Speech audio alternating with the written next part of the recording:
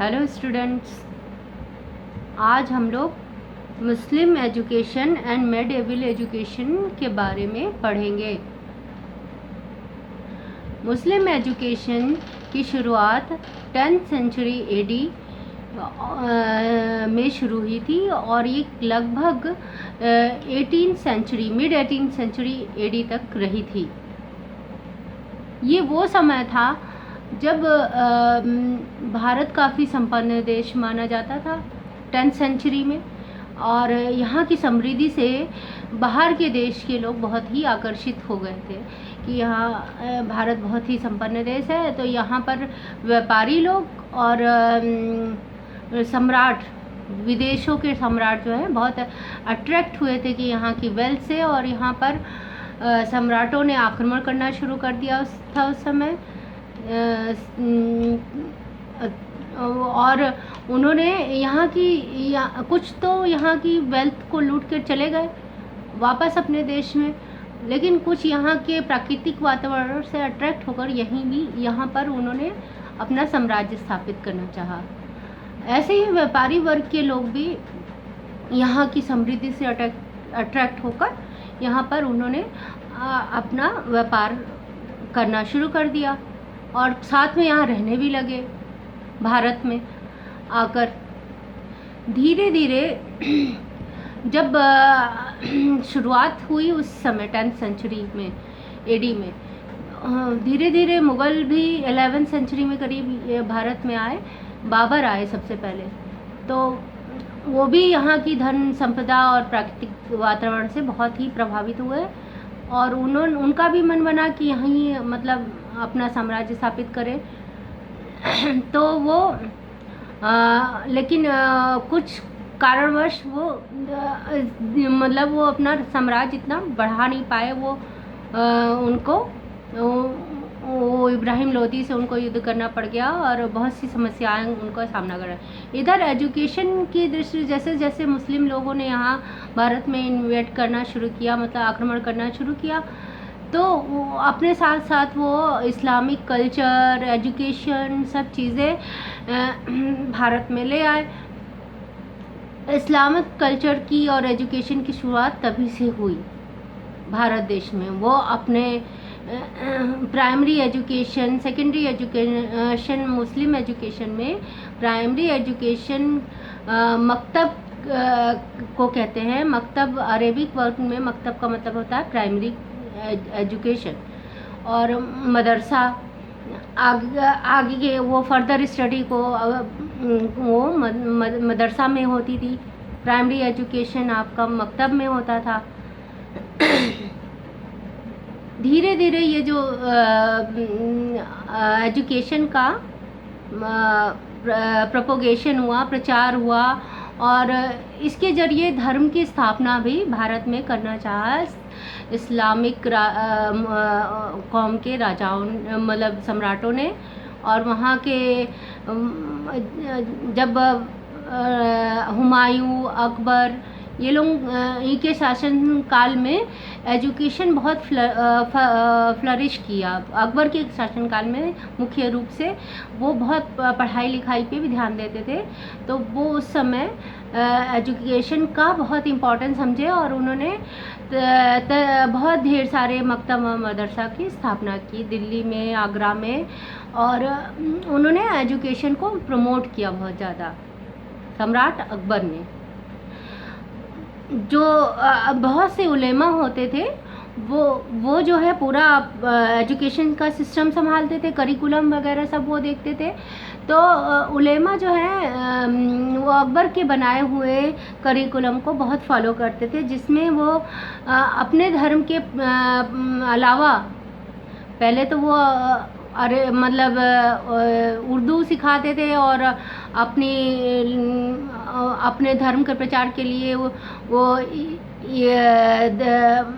उर्दू के साथ साथ अपने धार्मिक ग्रंथों का भी पढ़ाया करते थे, और उसके साथ साथ वो theology, religions, philosophy, fine arts, paintings, architecture, mathematics, medicine and astronomy, इन जैसे सब्जेक्ट भी पढ़ाने पे उन्होंने सम्राट अकबर ने जोर दिया था।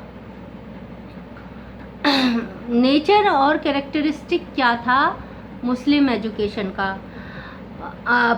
पैट्रोनेज ऑफ रूल्स, मतलब सम्राटों का, उनको रूलर्स का संरक्षण प्राप्त था।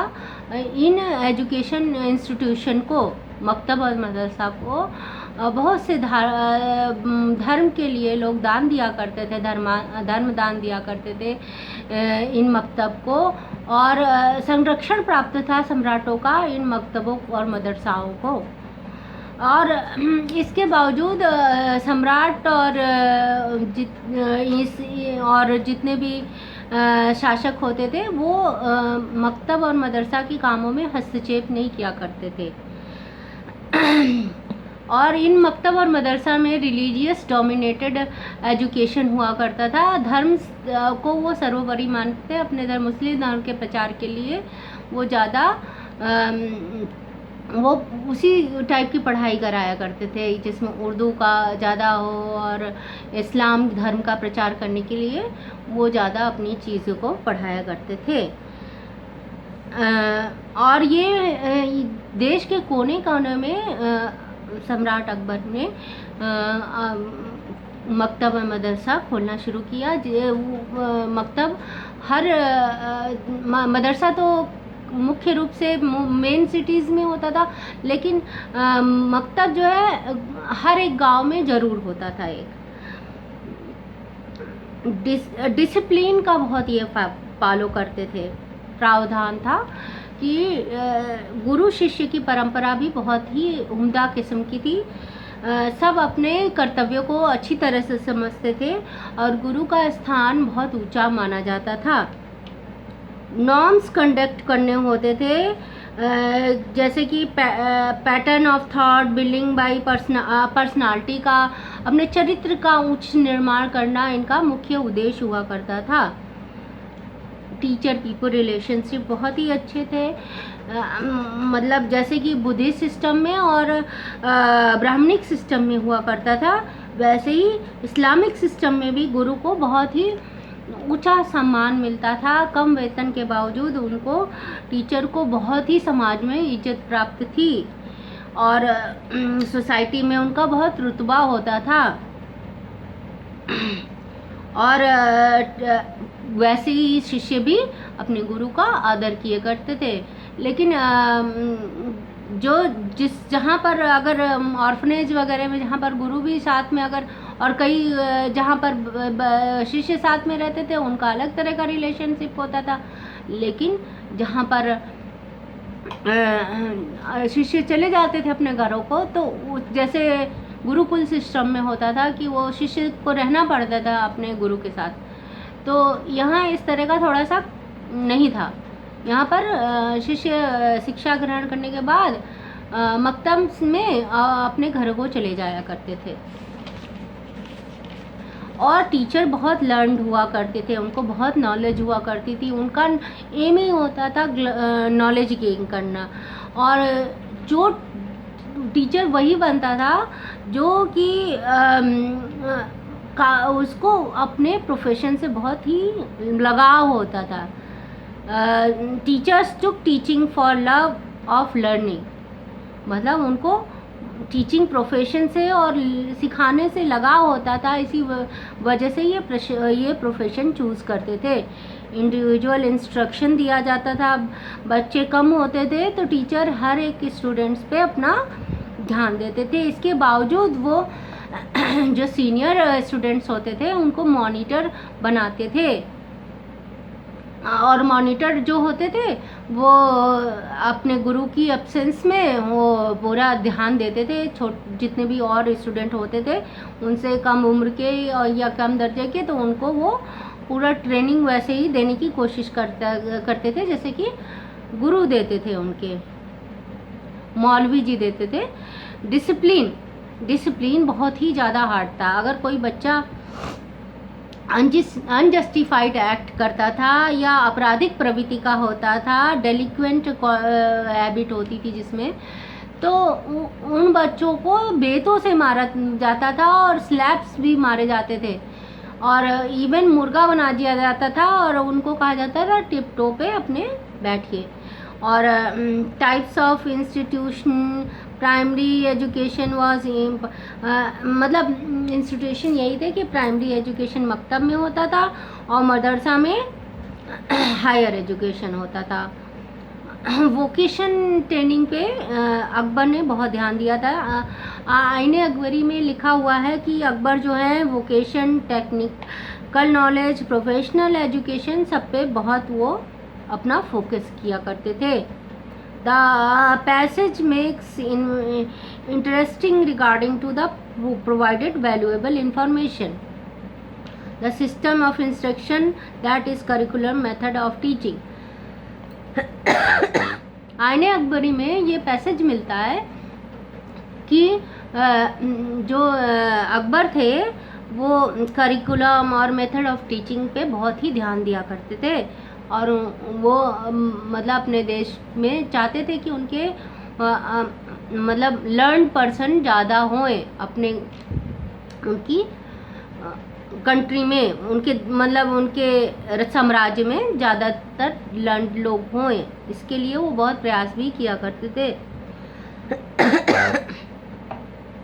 ऑब्जेक्टिव ऑफ मुस्लिम एजुकेशन क्या था? Acquisition of knowledge. जो मुस्लिम लोग नॉलेज एक्वायर करने में बहुत ज़्यादा बिलीव करते हैं, जैसा कि उनके धर्म गुरु और लोग उनको बताते हैं कि जितना नॉलेज आप ना ग्रहण कर सकें वो बहुत ज़रूरी है।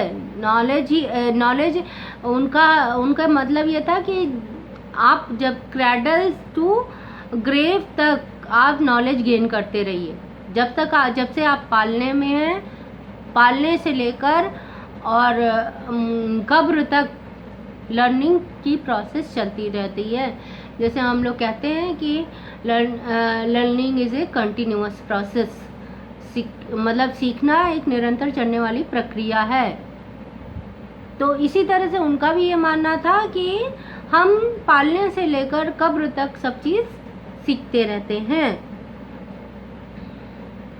और ये लोग धर्म प्रचार पे बहुत फोकस करते थे कि अपने धर्म, इस्लाम धर्म का वो प्रचार करते रहे और कुरान की आयतों को वो याद कराया करते थे अपने बच्चों को पढ़ाने में। Muslim social, moral and material progress. Muslim ना केवल सोशल एंड मॉरल, नैतिक उत्थान और सामाजिक उत्थान में बच्चों की सोचते थे, बल्कि उनका मटेरियलिस्टिक प्रोग्रेस बहुत ही उनके दिमाग में था कि समृद्धि हासिल करना मटेरियल के रूप में, जैसे कि कोई ज़मीन या धन दौलत उनको कलेक्ट करने में बड़ा ही इंटरेस्ट था। Through education, through any how वो मटेरियल प्रोग्रेस मतलब वो गेन करना चाहते थे। और उसके लिए वो एजुकेशन ग्रहण करते थे। और इनकी देखा देखी हिंदुओं को भी अलाउड था कि वो मुस्लिम एजुकेशन ले सके और उसके थ्रू वो मुस्लिम एजुकेशन के थ्रू वो दरबार में ऊंचा स्थान हासिल कर सके। और काजी वजीर उस समय होते थे, आर्मी के कमांडर होते थे, उनका ओहदा हासिल कर सके। इसके लिए वो मुस्लिम शिक्षा ग्रहण करते थे, क्योंकि उस समय मुस्लिम रूलर्स ज़्यादा हो गए थे, तो इस्लामिक एजुकेशन भी बहुत प्रचार में था। तो हिंदू भी उससे अट्रैक्ट होकर अपने को सरवाइव करने के लिए वो भी मुस्लिम एजुकेशन लेने लग गए थे। पॉलिटिकली अपने को मजबूत करने के लिए भी लोग एजुकेशन ग्रहण किया करते थे, इस्लाम के लोग।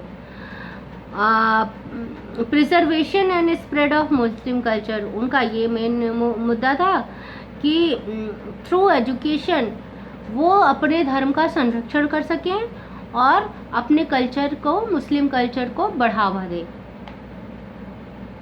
अब primary and elementary Muslim education जो थे मकतब और मदरसा में होते थे। आप जैसा कि जानते हैं फाइनेंस जो है मकतब और मदरसा को मकतब को एक तो सम्राट भी प्रोवाइड कराया करते थे और धर्मदान भी मिलता था इन लोगों को। और कई लोकोपकारज को लोग होते फिलैंथ्रोपिस्ट लोग होते हैं, वो लोग धर्म समाज की भलाई के लिए भी दान दिया करते हैं, वो भी इन मकतब को मिल जाते थे। मकतब का मैनेजमेंट मौलवी जी देखा करते थे। करिकुलम में उनका लैंग्वेज था और पहारास भी थे, अल्फ़ाबेट्स भी थे, कुरान की आयतें भी थी जो कि कंपलसरी थी सबके लिए। लैंग्वेज क्या होती थी? Language Arabic and Persian language होती थी टीचिंग की।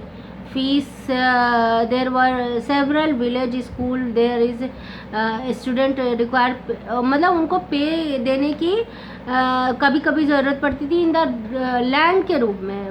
वो ऐसे पे नहीं देते थे, कभी कभी लैंड के रूप में पे दे देते थे।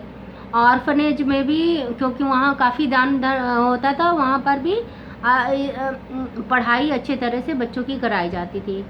एज ऑफ एडमिशन था 4 साल 4 महीने और 4 दिन का जब बच्चा हो जाता था तो मकतब सेरेमनी होती थी जिसको बिस्मिल्लाह कहते थे। उसी समय से बच्चे का एजुकेशन प्रारंभ हो जाता था। एजुकेशन ऑफ बड़े बड़े लोगों का, सम्राट के बेटे और नोबलमैन के बच्चों का एजुकेशन उनके घर पे ही होता था। उनको शिक्षक आके घर पे ही पढ़ा के ट्यूटर जाते थे। मोड ऑफ इंस्ट्रक्शन क्या था? वो बच्चे को कई तरह से 3-4 बारी वो अल्फ़ाबेट का जो है प्रैक्टिस कराया जाता था। पहले तो वो सैंड्स पे कराते थे, राइटिंग कराते थे बच्चों को अल्फ़ाबेट की। फिर उसके बाद सेकंड स्टेज में वो पान लीफ पे गुरु लिख देते थे और बच्चे जो हैं वो रेड पेन से और या चारकोल इंक से उसको लिखा दोहराया करते थे। उसके बाद थर्ड स्टेज में वो वर्ड्स का प्रैक्टिस करते थे। वर्ड्स की मतलब इमला बोला जाता है ना, जैसे उस तरह से वर्ड्स को बोला जाता था, वो प्रैक्टिस करते थे। उसके बाद तब वो कागज़ पे लिखने को उनको परमिशन मिलती थी। आप मतलब इस्लाम की शिक्षा के कुरान की आयतें के अलावा वहाँ पर अल्फ़ाबेट्स के अलावा फिरदौस की जो पोएम्स होती थी, बोस्तान की पोयम और गुलिस्तान की पोयम, वो सिखाया जाता था बच्चों को और पहाड़ा सिखाया जाता था। स्कूल इंफ्रास्ट्रक्चर ऐसा था, मकतब मस्जिद से अटैच्ड होता था, तो वहाँ पर ज़मीन में बैठा के बच्चों को पढ़ाया जाता था। और ये तख्तियों पे अल्फ़ाबेट्स वगैरह और सब आयत लिखी होती थी और वुडन तख्ती, लकड़ी का तख्ती होता था, उस पर वो बच्चे वो देख देख के पढ़ा करते थे। और कैलीग्राफी राइटिंग, जो फाइन एंड ब्यूटीफुल राइटिंग की आर्ट होता है, वो बच्चे सीख के लिखा करते थे। जैसा कि मैंने आपको बताया करिकुलम में कुरान तो कंपलसरी था, कुरान की आयतें सिखाई जाती थी, बच्चों को याद कराया जाता था करिकुलम में। और स्ट्रेस ऑन कैलीग्राफी में मतलब फाइन एंड ब्यूटीफुल राइटिंग की आर्ट होती है, कलम से लिखी जाती है, वो बड़े लंबे लंबे से अक्षर बना के उसमें लिखा जाता है, उस पर ज़्यादा फोकस किया जाता था। टीचिंग ऑफ ग्रामर पे ज़्यादा उनका ध्यान रहता था। रिलीजियस इंस्ट्रक्शंस दिए जाते थे जिनको हर बच्चे को पालन करना होता था। बुक्स अदर देन कुरान में गुलिस्तान एंड बोस्तान की पोयम फिरदौसी के द्वारा ली जाती थी। टीचर की कम वेतन होने के बाद उनका बहुत सम्मान मिलता था। स्टूडेंट्स जो होते थे वो हमेशा अपने गुरु का सम्मान किया करते थे और वो बड़े विनम्र होते थे। बच्चे जो हैं हम्बल होते थे और ओबीडियंट, आज्ञाकारी बहुत होते थे। टीचर पीपल रिलेशनशिप भी बहुत अच्छा था। मतलब ये नहीं कि शिष्य गुरु का अनादर कर दे। और गुरु भी वो पूरा इस्लाम के मौलवियों जैसे होते थे। अगर वो मौलवी जैसे नहीं दिखते थे तो वो कंफ्यूज हो जाते थे बच्चे कि ये गुरु हैं भी कि नहीं। तो उनको पूरा जैसा कि उनके नबी और पैगंबर उनको सिखाते थे, गुरु वही वो उसको फॉलो करते थे। वो भी मौलवी जी जैसे लंबे लंबे दाढ़ी रखते थे और पूरा एकदम इस्लामिक टीचर जैसे लगते थे और बच्चे उनको मतलब फॉलो करते थे। तो नहीं तो उनको कन्फ्यूज़न हो जाती थी कि मौलवी जी हैं भी कि नहीं। लर्निंग सेंटर आपको बताया मकतब और मदरसा होते थे। मदरसा वर्ड अरेबिक वर्ड है जो कि दर्स से आया है, लेक्चर। दर्स माने होता है ए लेक्चर। इस मदरसा वर्ड मदरसा दर्स से आया है। और बड़े बड़े सेंटर्स टीचिंग के स्थापित किए गए दिल्ली में, आगरा में, जौनपुर में, बिदर में और अजमेर में। अब आप ये दिल्ली और आगरा में आप सोचिए कि उस समय मुग़ल कालीन शासन था, मुग़ल सम्राटों का शासन था। तो दिल्ली में जो है नसरुद्दीन ने, फिर अलाउद्दीन खिलजी ने, फिर फ़िरोज़ तुगलक ने, मोहम्मद तुगलक ने, उसके बाद हुमायूं ने। क्योंकि बाबर ने तो सिर्फ अटैक किया था, उसके बाद जो हुमायूं थोड़ी देर शासन किए, उसके बाद वो इब्राहिम लोदी वगैरह से उनका कुछ युद्ध वुद्ध हो गया। उसके बाद आपके जो हैं अकबर का शासन काफ़ी लंबा चला। उसमें उन्होंने एजुकेशन पे काफ़ी फोकस किया और एजुकेशन के लिए उन्होंने काफ़ी कुछ किया, सुधार काम किया। आगरा में भी उन्होंने, अकबर ने बहुत ही एजुकेशन सेंटर बनाए। उसके बाद शाहजहाँ, जहांगीर ने भी बहुत आगे चलकर उनका हर जगह कोशिश की मकतब हो और मदरसाओं की और शिक्षा अच्छी हो सके, इसके लिए उन्होंने प्रयास किए। और आपको मैंने जैसा बताया थियोलॉजी भी सिखाई थी। थियोलॉजी का मतलब होता है धर्मशास्त्र, रिलीजन, फिलॉसफी, दर्शन शास्त्र, फाइन आर्ट्स और बहुत अच्छी अच्छी कलाएँ, painting, architecture, mathematics, medicine and astronomy. इन सब पे वो बहुत फोकस किया इन मुग़ल कालीन शासकों ने।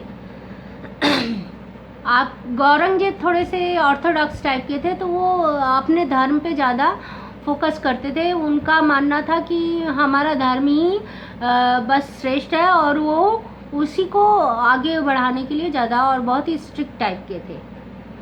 वुमेंस एजुकेशन उस समय पर्दा प्रथा का बहुत ज़्यादा लड़कियों को, तो वो ज़्यादातर घरों में ही शिक्षा लिया करती थी और वो बाहर शिक्षा के लिए नहीं जाया करती थी। और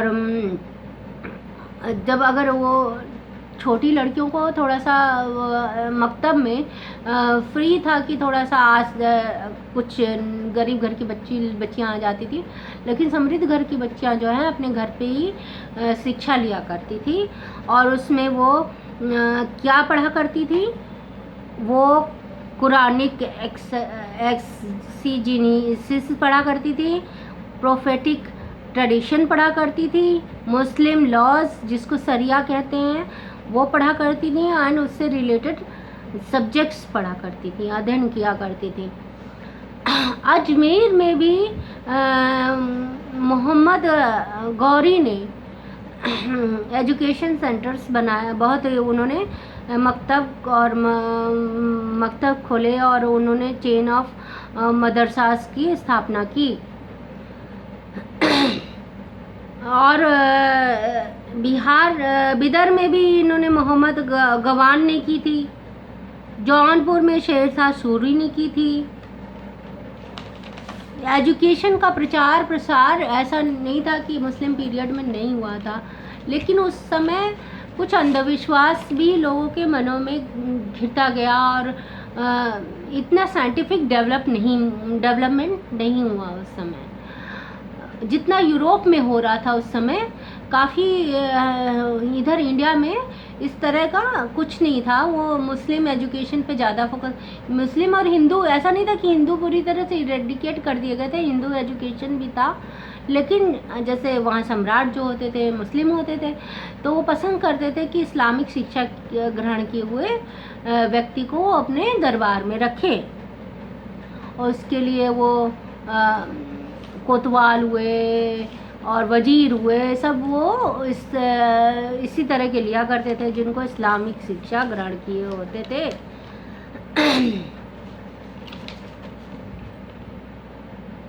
और मदरसा में जो है मदरसा में और क्या पढ़ाया जाता था? History, literature, religious books, deep study of Quran, Muslim law, जिसको हमने बताया क्या होता है मुस्लिम लॉ, शरियाज भी कहते हैं उसको, वो पढ़ाया करते थे। सूफीज़्म पढ़ाया जाता था, logic, history, geography, astronomy, astrology, arithmetic, agriculture, medicine were the scholar subject taught in madrasas. ये सब सारे सब्जेक्ट पढ़ाए जाते थे।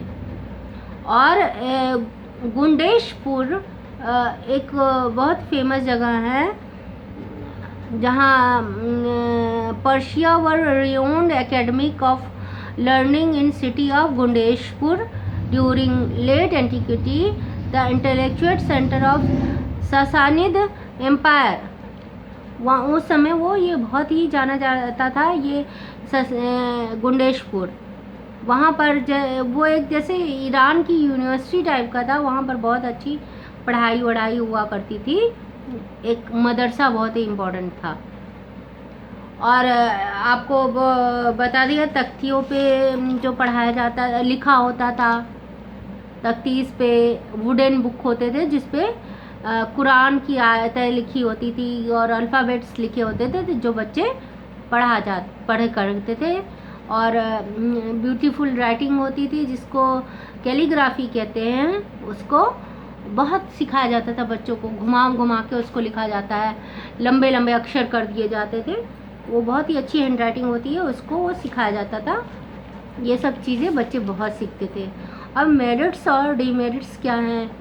स्टेट पैट्रोनेट ऑफ, ये मतलब जितने भी शासक होते वो सहायता करते थे एजुकेशन में, मकतब मदरसा को डोनेशन दिया करते थे और उनको जो आई ज़रूरतें होती थी उनकी पूरी की जाती थी। और organisation of free education provide किया जाता था। स्कॉलरशिप भी उन्होंने शुरुआत की थी, जो अच्छे विद्यार्थी थे उनको स्कॉलरशिप मिली थी। और प्राइमरी और सेकेंडरी एजुकेशन जो है अलग अलग उसी समय से दिया जाने लगा था। और उसके पहले भी बुद्धिस्ट एजुकेशन में प्राइमरी एजुकेशन और सेकेंडरी एजुकेशन अलग अलग दिया जाता था। कहीं ना कहीं शुरू से ही ये थोड़ा सा प्राइमरी और सेकेंडरी का डिमार्केशन हो गया था। वैदिक काल में भी जो हायर एजुकेशन होती थी उसके लिए अलग ही होता था। Emphasis on development of knowledge, ये मतलब मुस्लिम लोग ये सोचते थे कि जो नॉलेज गेन, जिनके पास नॉलेज नहीं है वो कभी भी वो एक तरह की मुक्ति नहीं पा सकता। उनको नॉलेज, इस संसार के वेल्थ को हासिल करने के लिए नॉलेज गेन करना बहुत ज़रूरी होता है, वो उनका ये मानना था। इनकरेजमेंट ऑफ लिटरेचर, उनका लिटरेचर जो था उस पर बहुत, अपने लिटरेचर पे उनका फोकस था कि वो उनको इनकरेज करें। एजुकेशन ऑफ हिस्ट्री राइटिंग, वो सम्राट अपने जो हैं अपने प्रशंसा में वो जो लिखवाया करते थे, तो हिस्ट्री राइटिंग पे बल दिया जाता था। जैसे अकबर नामा लिखवाया, और इस तरह से वो अपनी उनके समय में क्या चल रहा है शासन व्यवस्था, उसको वो लिखवाया करते थे। तो इस पे भी हिस्ट्री राइटिंग पे बल दिया जाता था। Development of monitorial system, monitorial system मतलब मॉनिटर अपने बड़े शिशुओं को, छोटे शिशुओं को देखने के लिए मॉनिटर क्लास में वो लोग बना देते थे और वही देखा करते थे उनकी एब्सेंस में, गुरु की एब्सेंस में, मौलवी जी की एब्सेंस में बच्चे, वो जो बड़े बच्चे होते थे स्कूल के, वही देखा करते थे एजुकेशन सिस्टम को।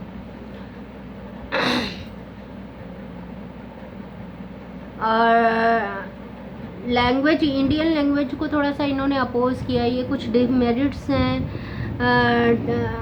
ये बहुत कड़ाई से बच्चों को मतलब पनिशमेंट भी दे देते थे, वो थोड़ी सी डिमेरिट्स है इस एजुकेशन की। Discrimination in economic assistance, Mughal empire में जो अकबर थे, none of the Muslim empire gave any aid, Hindu education को कुछ भी ऐड नहीं मिला करता था, ये इनकी खामियां थी। Attack on the contemporary Indian education, समकालीन जो हिंदू कल्चर में जो एजुकेशन थी उस पर वो उसको अच्छा नहीं माना करते थे, ये अटैक करा करते थे कि ये बातों से, लफ्ज़ों से कहते थे कि ये ज़्यादा अच्छी एजुकेशन नहीं होती है। Main of education is propagate Islamic culture and religion, वो अपने कल्चर और रिलीजन को यहाँ पर मतलब प्रोपेगेट करना चाह रहे, एक तरह से प्रत्यास्थापित करना चाहते थे अपने कल्चर को बढ़ावा देने के लिए। और रोट लर्निंग पे ज़्यादा जोर दिया था उन्होंने। रोट लर्निंग मतलब वो रटंत विद्या पे ज़्यादा, जो इसको आजकल ये साइकोलॉजिकल मेथड नहीं माना जाता है। अगर आप रटा के किसी चीज़ को पढ़ाएं वो अच्छी नहीं मानी जाती है। ये नेग्लिजेंस ऑफ वुमेन एजुकेशन भी था, औरतों की शिक्षा पे कोई ध्यान नहीं दिया जाता था, ये चीज़ थी। Thank you class.